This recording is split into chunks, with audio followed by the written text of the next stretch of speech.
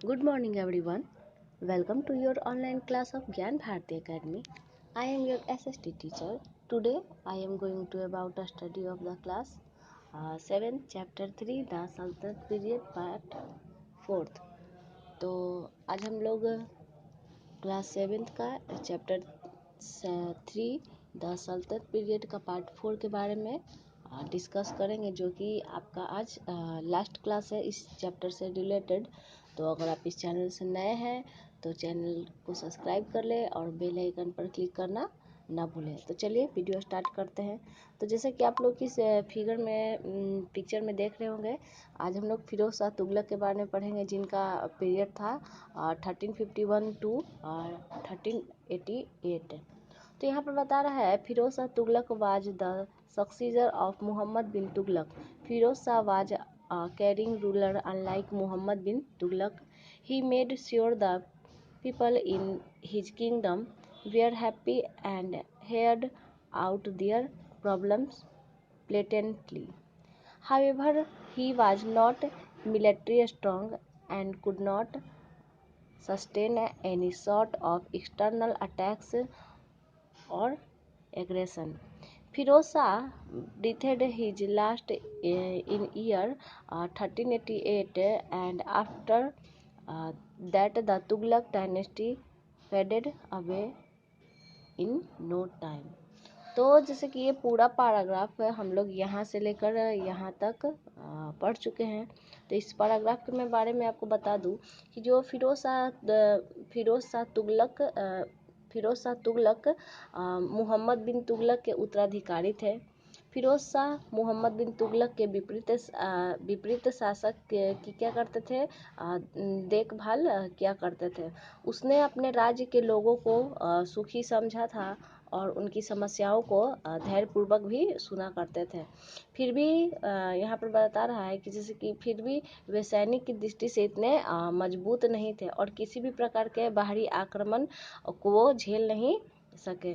फिरोज शाह ने वर्ष 1388 ईस्वी में अपने अंतिम सांस ली और उसके बाद तुगलक राजवंश थोड़े ही समय में गायब हो गया। तैमूर के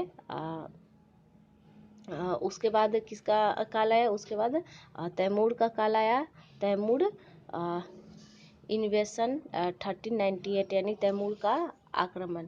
तो यहाँ पर तैमूर का आक्रमण बता रहा है the Mongol ruler Timur was the ruler of a large empire in the central Asia. यानी मंगोल शासक जो तैमूर था वो मध्य एशिया के एक बड़े साम्राज्य का शासक था। He invaded India and attacked and looted Delhi. यानी यहाँ पर बता रहा है कि उसने क्या किया था, उसने भारत पर हमला किया और हमला के दौरान क्या है, लूटपाट मचाया दिल्ली में। His army massacred thousands of people. यानी वहाँ पर बता रहे हैं कि उसकी जो सेना थी उन्हें हजारों लोगों का क्या किया, संहार किया। यानी उन हजारों लोगों को मारते हुए वे आगे बढ़ते चले गए। तो नेक्स्ट पैराग्राफ की ओर बढ़ते हैं। क्या है, तो यहाँ पर आगे था with the loot he called he beautified his capital Samarkand with elegant buildings, places and mosques. Before leaving Delhi, Taimur appointed Khazir Khan as his deputy in India. Khazir Khan became the first Sayyid ruler.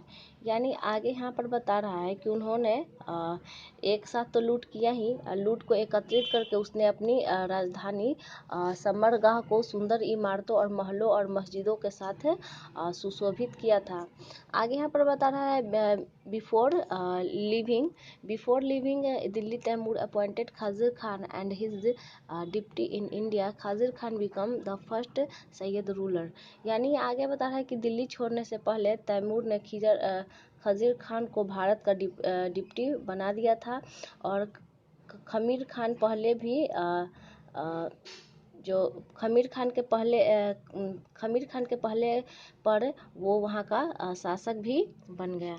तो आगे हम लोग देख लेते हैं। आगे है यहाँ पर द सैयद डायनेस्टी 1414 टू 1451 तक। तो यहाँ पर बता रहा है The Sayyid Sultans ruled for a brief period. There were four Syed Kings, यानी यहाँ पर बता रहा है कि सैयद जो राजवंश था उनका काल 1414 ईस्वी से लेकर 1451 ईस्वी तक था। और उन्होंने शाही सुल्तानों ने एक संक्षिप्त अवधि के लिए यहाँ पर शासन किया था, जो कि यहाँ के सैयद के 4 शासक थे। तो आगे यहाँ पर बता रहा है कि खजीर खान सैयद इनका जो था पीरियड 1414 टू 1421 से था। तो यहाँ पर बता रहा है Khizr Khan was governor of Multan under Firoz Shah Tughlaq, यानी खजीर खान जो शासक थे उन्होंने फिरोज शाह तुगलक के अंदर ही शासन किया था, उनको वहाँ का गवर्नर बना दिया गया था। After the death of Firoz he supported a son of Firoz in the war of succession. When Taimur attacked India, he joined him, become living India. Taimur appointed him a governor of Multan, Lahori and Dil, Dip, Dipalpur. Khazir Khan conquered Delhi 1414 and started in the rule of the सैयद्स। तो यहाँ पर बता रहा है कि फिरोज शाह की मृत्यु के बाद उन्होंने उत्तराधिकार के लिए फिरोज खां से युद्ध किया और फिरोज शाह के एक पुत्र का समर्थन भी किया।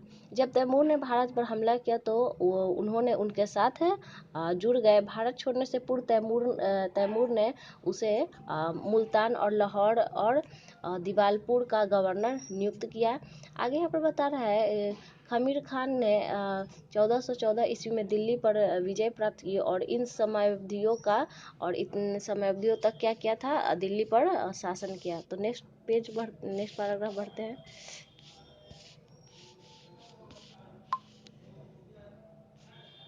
तो नेक्स्ट पैराग्राफ में हम लोग देख सकते हैं मुबारक शाह सैयद के बारे में हम लोग को पढ़ना है। तो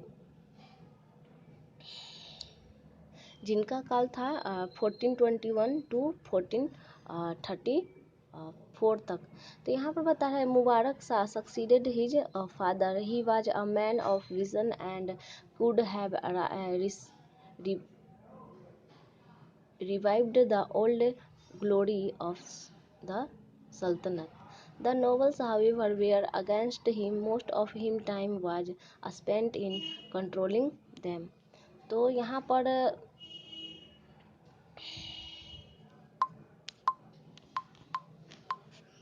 तो जैसा कि यहाँ पर बता रहा है कि मुबारक शाह जो सैयद थे उन्होंने अपने उनके पास क्या थी, दूरदर्शिता की शक्ति थी और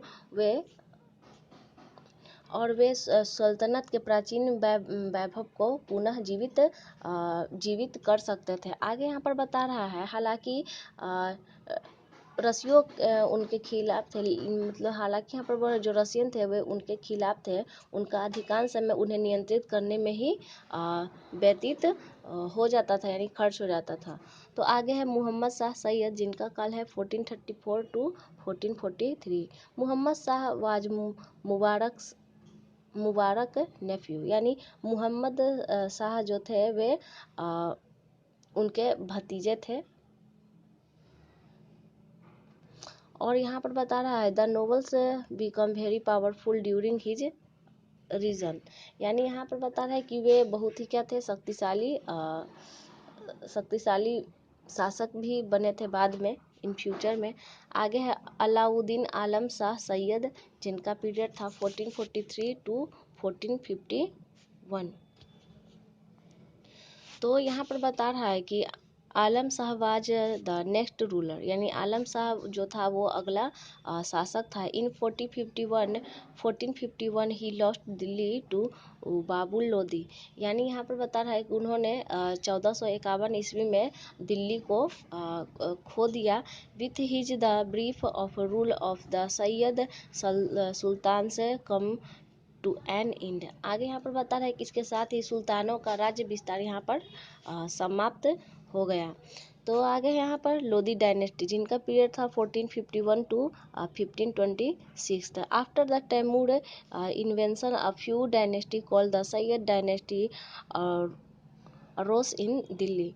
यानी यहाँ पर बता रहा है कि तैमूर के आक्रमण के बाद दिल्ली में एक नया राजवंश की क्या हुई, जन्म हुआ।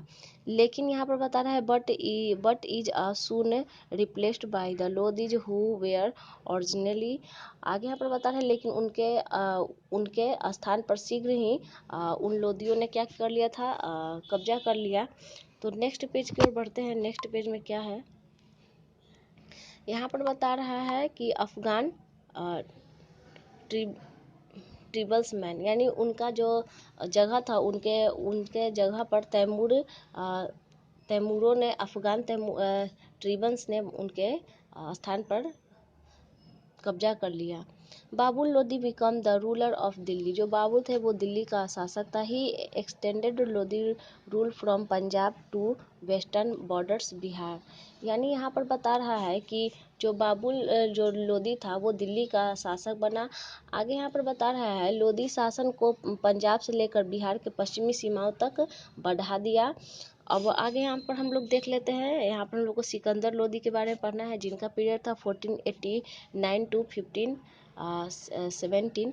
तो यहाँ पर बता रहा है the most of important Lodi sultan was Sikandar Lodi, यानी सबसे महत्वपूर्ण लोदी सुल्तान सिकंदर लोदी थे। He brought the nobles under the control, और वह अपने नियंत्रण में कई रसियों को भी लाए थे। ही इस्टेब्लिश्ड इफिशिएंट एडमिनिस्ट्रेटिव सिस्टम, और उन्होंने वे क्या थे, वे प्रशासनिक व्यवस्था को स्थापित करने में दक्ष थे। He led great emphasis on justice and all the highways of empire were made safe from robbers and bandits. The price of all initial commodities were made cheap. He took keen interest in agriculture. तो यहाँ पर बता रहा है उन्होंने न्याय पर बहुत जोर दिया, और साथ ही साम्राज्य को भी अपने राज्य को जो बाहरी लुटेरों थे उनसे सुरक्षित बनाया। आगे यहाँ पर बता रहा है इसके साथ ही उन्होंने आवश्यक वस्तुओं के मूल्यों को भी सस्ता बनाया। उन्होंने उनका सबसे ज़्यादा दिलचस्पी थी, यानी रुचि, वो कृषि में थी। उनके साथ ही उन्होंने बगीचे और मकबरों का भी निर्माण कराया। आगे है the Lodi built tomb in garden, यानी उन्होंने अपने गार्डन में टॉम्ब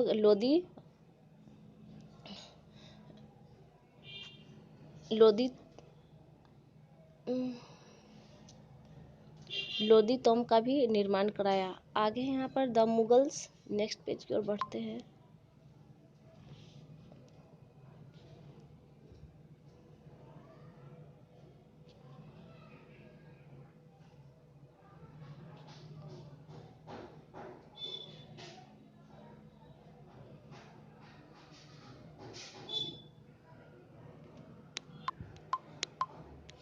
तो अब हम लोग यहाँ पर आ चुके हैं, जो कि आप लोग का इस एक्सरसाइज का लास्ट पैराग्राफ है, जिसके बारे में हम लोग को किसके बारे में पढ़ना है, इब्राहिम लोदी के बारे में पढ़ना है, जिनका पीरियड था 1570 टू 1526।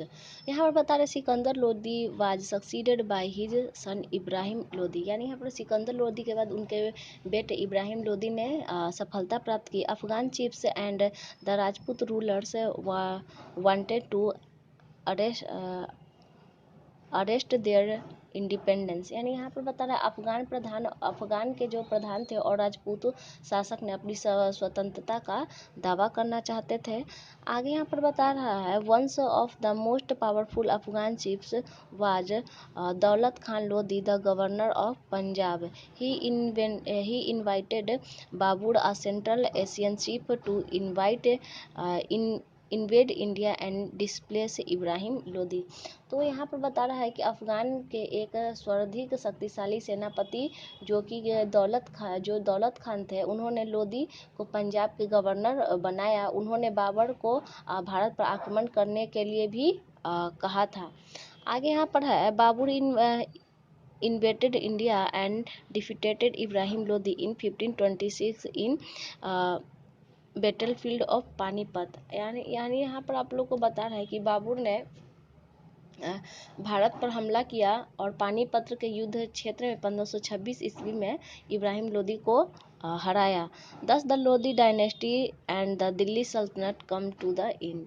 तो इसी के साथ ही लोदी वंश और दिल्ली सल्तनत का अंत हुआ। तो इसमें मोस्ट इम्पोर्टेंट पॉइंट था आप लोग को जो पानीपत की जो पहली लड़ाई हुई थी वो कब हुई थी, 1526 ईस्वी में हुई थी।